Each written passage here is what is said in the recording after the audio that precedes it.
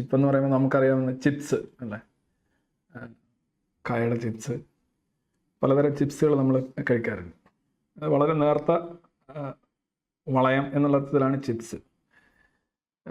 കമ്പ്യൂട്ടറിനെ സംബന്ധിച്ചോളം അല്ലെങ്കിൽ ഐ ടിയെ സംബന്ധിച്ചോളം ചിപ്സും ശരിക്കും അതേപോലെയുള്ള ഈ കായയുടെ ചിപ്സ് പോലെ തന്നെയാണ് ആ ചിപ്സും, നേർത്ത വളയങ്ങൾ. അത് പക്ഷേ സിലിക്കൺ മെറ്റൽസിൻ്റെ വളരെ നേർത്ത വേഫർ തിന്നായിട്ടുള്ള വലയങ്ങളാണ്. അതിനെയാണ് ചിപ്സ് നമ്മൾ പറയുന്നത്. അതിനുള്ളിൽ നമ്മൾ ബില്യൺ എന്ന് പറഞ്ഞാൽ 100 കോടി ട്രാൻസിസ്റ്റേഴ്സാണ് ഒരു ചിപ്പിൽ. അതായത് എൻ്റെ ഈ തമ്പ് നെയിലുണ്ടല്ലോ, ഇത്രയും വലിപ്പമുള്ള ഒരു ചിപ്പിൽ ഏതാണ്ട് 50 ബില്യണിൽ അധികം ട്രാൻസിസ്റ്റേഴ്സാണ് ഫിറ്റ് ചെയ്യുന്നത്.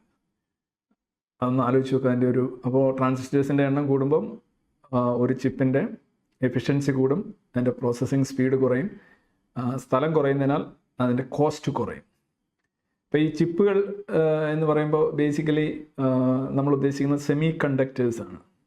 എന്താണ് സെമി കണ്ടക്ടർ എന്നുള്ളതിനെക്കുറിച്ച് നമുക്കൊരു ഏകദേശ ധാരണയുണ്ട്. പക്ഷെ അതിനു മുന്നേ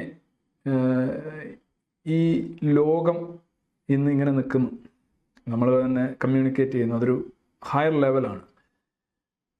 ഈ ലോകം ഇന്ന് വരെ എത്തിയത്, നമ്മളൊരു ഗുഹാമനുഷ്യൻ തൊട്ട് ഇന്ന് വരെയുള്ള നമ്മുടെ പുരോഗതി വിലയിരുത്തി കഴിഞ്ഞാൽ 7 കണ്ടുപിടുത്തങ്ങളാണ് ആധുനിക മനുഷ്യൻ്റെ സൃഷ്ടിക്ക് ഏറ്റവും അധികം കാരണമായിട്ടുള്ള 7 കണ്ടുപിടുത്തങ്ങളെക്കുറിച്ച് നമ്മൾ സംസാരിക്കാറുണ്ട്.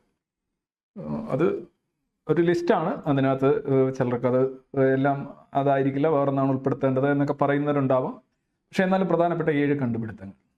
ഒന്ന്, ഡിസ്കവറി ഓഫ് ഫയർ, തീയുടെ കണ്ടുപിടുത്തം എന്ന് പറയാൻ കഴിയില്ല, മറിച്ച് അത് ഉണ്ടാക്കുക, നിലനിർത്തുക, ഈ 2 കാര്യങ്ങളാണ് നമ്മൾ തീയുടെ കണ്ടുപിടുത്തം എന്നുള്ളതുകൊണ്ട് ഉദ്ദേശിക്കുന്നത്. അല്ലാതെ തന്നെ തീ മനുഷ്യന് പരിചയം ഉണ്ടായിരുന്നു, ഇടിമിന്നൽ അങ്ങനെയൊക്കെയുള്ള കാര്യങ്ങളുണ്ടായിരുന്നു, കാട്ടുതീ ഉണ്ടായിരുന്നു.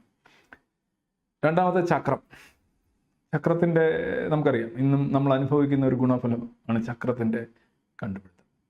3, പേപ്പർ, കടലാസ്, പുസ്തകങ്ങളുടെ ഒരു യുഗം അല്ലേ. അത് മെല്ലെ കടന്നു പോയിക്കൊണ്ടിരിക്കുകയാണ് നമ്മുടെ മുന്നിലൂടെ. നമ്മളിന്ന് ഡിജിറ്റൽ വേൾഡിലാണ്. പക്ഷേ പേപ്പർ ഇന്ന് നാഗരിക മനുഷ്യനെ ഉണ്ടാക്കിയതിൻ്റെ പിന്നിലുള്ള ഒരു കാര്യമാണ് പേപ്പർ. മറ്റൊന്നാണ് ലൈറ്റ് ബൾബ്. പണ്ടൊക്കെ മണ്ണെണ്ണ വിളക്കും റാന്തലും ഒക്കെ ആയിട്ട്, പെട്രോമാക്സും ഒക്കെ ആയിട്ട് ഫൈറ്റ് ചെയ്യുന്ന ആൾക്കാർക്ക് ഒരുപക്ഷെ അറിയാൻ കഴിയും. പെട്രോമാക്സിൽ ലൈറ്റ് ഉണ്ട്, ലൈറ്റ് ബൾബ് അതിൻ്റെ കണ്ടുപിടുത്തം. അതിനുശേഷം ഇപ്പോൾ നിയോൺ ബൾബുകൾ, സോഡിയം ബൾബുകൾ, പല ബൾബുകൾ വരുന്നുണ്ട്. ലോകം രാത്രിയെ പകലാക്കി മാറ്റിയെന്നാണ്. അത് കഴിഞ്ഞ് വരുന്ന 3 ഇൻ്റർനെറ്റിൻ്റെ കണ്ടുപിടുത്തം. ഇൻ്റർനെറ്റ് എങ്ങനെയാണ് സാധ്യമാക്കിയതെന്ന് നോക്കിക്കഴിഞ്ഞാൽ അവിടെയാണ് നമ്മൾ 6ാമത്തെ ഏറ്റവും പ്രസക്തമായ കണ്ടുപിടുത്തം, സെമി കണ്ടക്ടേഴ്സ്. ഏറ്റവും ലാസ്റ്റ് മൊബൈൽ ഫോണാണ്.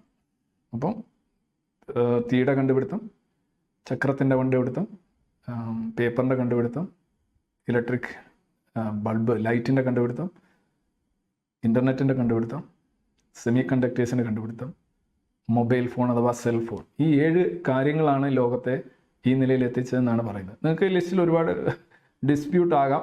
വൈദ്യുതി അതിനകത്ത് വന്നിട്ടില്ല, അല്ലെങ്കിൽ പല കാര്യങ്ങൾ, ടെലിവിഷൻ വന്നിട്ടില്ല എന്നോ ഒക്കെ പറയാം. പക്ഷേ എന്നാലും ഞാനൊരു ബേസിക്കായിട്ടൊരു അസസ്മെൻറ്റ് പറഞ്ഞു. അപ്പോൾ അതിനകത്ത് ആ ലിസ്റ്റിൽ വരുന്ന ഒന്നാണ് സെമി കണ്ടക്ടേഴ്സ്. എന്താണ് സെമി കണ്ടക്ടർ എന്ന് ചോദിച്ചു കഴിഞ്ഞാൽ, കണ്ടക്ടർ എന്ന് പറഞ്ഞു കഴിഞ്ഞാൽ നമുക്കറിയാം ചാലകം എന്നാണ് അതിനർത്ഥം. ഇലക്ട്രിസിറ്റി കടത്തിവിടുന്ന വസ്തുക്കളെയാണ് നമ്മൾ ചാലകങ്ങൾ, നല്ല ചാലകങ്ങൾ, good conductors and bad conductors എന്ന് പറയും. KSRTCയിലെയും പ്രൈവറ്റ് ബസ്സിലെയും കണ്ടക്ടേഴ്സ് എല്ലാം ഉദ്ദേശിച്ചത്. ചിലത് നല്ല കണ്ടക്ടേഴ്സാണ്, ചിലതിനെ ഒരല്പം ഒരു ഡോപ്പിംഗ് അല്ലെങ്കിൽ കുറച്ച് മാലിന്യങ്ങൾ ഉണ്ടെങ്കിൽ കണ്ടക്ട് ചെയ്യും, ചിലത് അല്പം ചൂട് കൊടുത്താൽ കണ്ടക്ട് ചെയ്യും, ചിലത് ഒരിക്കലും കണ്ടക്ട് ചെയ്യില്ല. അപ്പോൾ ഈ കണ്ടക്ടേഴ്സ് എന്ന് പറയുമ്പോൾ ചില കാര്യങ്ങൾ, ചില വസ്തുക്കൾ ഒട്ടും കണ്ടക്ട് ചെയ്യില്ല. അവയെ നമ്മൾ ഇൻസുലേറ്റേഴ്സ്, പ്രതിരോധകങ്ങൾ എന്നാണ് വിളിക്കുക. അത് റെസിസ്റ്റ് ചെയ്യും, അത് ഇതിലൂടെ കടന്നു പോകില്ല. അതിൻ്റെ കാരണം ഈ ഏതെങ്കിലും ഒരു വസ്തുവിൽ ഉള്ള ഇലക്ട്രോണിൻ്റെ എനർജി ലെവലാണ്, അതിൻ്റെ ബാഹ്യതമ ഷെല്ലിലുള്ള ഇലക്ട്രോണുകളുടെ എനർജി ലെവലാണ്. ആ ഇലക്ട്രോൺ ബാൻഡുകൾ തമ്മിലുള്ള ഗ്യാപ്പ് കൂടുതലാണെന്നുണ്ടെങ്കിൽ അതൊരു പ്രതിരോധകമായിട്ടാണ് പ്രവർത്തിക്കുക. ഗ്യാപ്പ് തീരെ ഇല്ലെന്നുണ്ടെങ്കിൽ കറണ്ട് കൊടുക്കുമ്പോഴേ ഇലക്ട്രോൺസ് ഫ്ലോ ചെയ്തെങ്കിൽ മാത്രമേ കറണ്ട് ഈ ചാലക സ്വഭാവം ഉണ്ടാവുള്ളൂ.